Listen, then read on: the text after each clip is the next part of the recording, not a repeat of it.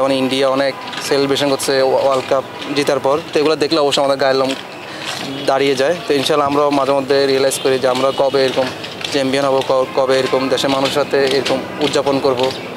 তো এটা আসলে চিন্তা করি, ড্রিম দেখি, মানুষ তো স্বপ্ন দেখতে দোষ নেই, আমরাও দেখি। ইনশাল্লাহ হয়তো আমরা এরকম চেষ্টা করতে থাকলে আরও বেশি পরিশ্রম করতে থাকতে প্রত্যেকটা প্লেয়ারের কমিটমেন্ট যদি আরও হাই লেভেলে থাকে, ইনশাল্লাহ আমাদেরও ওই সুযোগ আসবে। মোহাম্মদ সাইফুদ্দিন জানাচ্ছিলেন টি-20 বিশ্বকাপে ভারতের জয় কিভাবে অনুপ্রাণিত করেছে তাকে। দেশের হয়ে এমন কিছু করার স্বপ্নের কথাও তাই অকপটে জানিয়ে দিলেন এ 27 বছর বয়সী। তবে সেটা করতে হলে আগে জায়গা করে নিতে হবে জাতীয় দলে, প্রমাণ করতে হবে নিজের অপরিহার্যতা। সে লক্ষ্য সামনে রেখে এগোনোর চেষ্টা এই পেস বোলিং অলরাউন্ডারের। চেষ্টা করি যখনই সুযোগ পাবো ভালো খেলার চেষ্টা করবো, প্র্যাকটিসের মধ্যেই থাকি। আর যেহেতু এখন ফ্যামিলি হয়েছে, আমাদের সাথে যখন একসাথে থাকি তখন খুব বেশি নেগেটিভ চিন্তা মাথার মধ্যে আসে না। প্র্যাকটিস করলে তখন চেষ্টা করি কীভাবে নিজেকে ছাড়িয়ে যেতে পারি, কাজ করতে পারি। কারণ যখনই বেশি আমি বাদ পড়া নিয়ে প্রিভিয়াস ইস্যুগুলো নিয়ে আমি চিন্তা করব, তখন বেশি আর খারাপ লাগে, তখন আমার কাজেও আসলে ব্যাঘাত ঘটে। তো এই জন্য কাজ করতে থাকি, সুযোগ আসবে।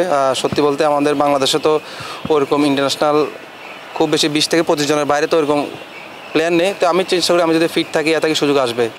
ঘরে বসে দেখতে হয়েছে টি-20 বিশ্বকাপে বাংলাদেশের পারফরম্যান্স। দর্শকের চোখে কেমন দেখলেন শান্তদের খেলা? অবশ্যই ভালো খেলেছে, যদিও আরও ভালো খেলা ভালো লাগতো। তারপর ওভারঅল ভালো লেগেছে। লাস্ট একটা ইকুয়েশন ছিল যে সেমিফাইনালে ওঠার, ভালো সুযোগও ছিল, তো হয়তো বা হয়নি। তারপর আমি ওদের চেষ্টাকে আমি অ্যাপ্রিসিয়েট করি।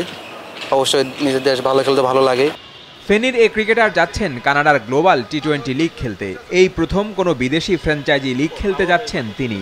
25 জুলাই থেকে শুরু হতে যাওয়া এই লিগের চতুর্থ আসরে মন্ট্রিয়াল টাইগার্সের হয়ে খেলবেন সাইফ। মিরপুরে সেজন্যই ঘাম ঝরালেন নিজেকে প্রস্তুত করতে। জানালেন তার উচ্ছ্বাস ও লক্ষ্যের কথা। প্ল্যান একটাই, যাতে ভালো খেলতে পারি, যাতে অপরচুনিটি আরও আসে। আর যেহেতু সামনে আপাতত কোনো খেলা নেই, তো ন্যাশনাল নিয়ে ব্যাক করতে হলে অবশ্যই এখানে ভালো পারফর্ম করে আবার নজর আসবো।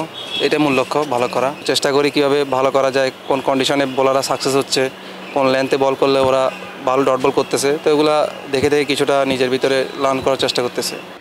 তবে শুধু সাইফুদ্দিনই নয়, আরও 4 জন বাংলাদেশি ক্রিকেটার আছেন এবারের কানাডার টি-20 লিগে। বিশ্বকাপে আলো ছড়ানো লেগ স্পিনার রিশাদ হোসেনও এই টুর্নামেন্টে দল পেয়েছেন। তাকে নিয়েছে টরন্টো ন্যাশনালস। অন্যদিকে গেল আসরে মন্ট্রিয়াল টাইগার্সে খেলা সাকিব আল হাসান এবার খেলবেন বেঙ্গল টাইগার্সে। আর তার সতীর্থ হিসেবে থাকছেন বাঁহাতি পেসার শরীফুল ইসলাম। দল পাননি গেল আসরে খেলা লিটন দাস।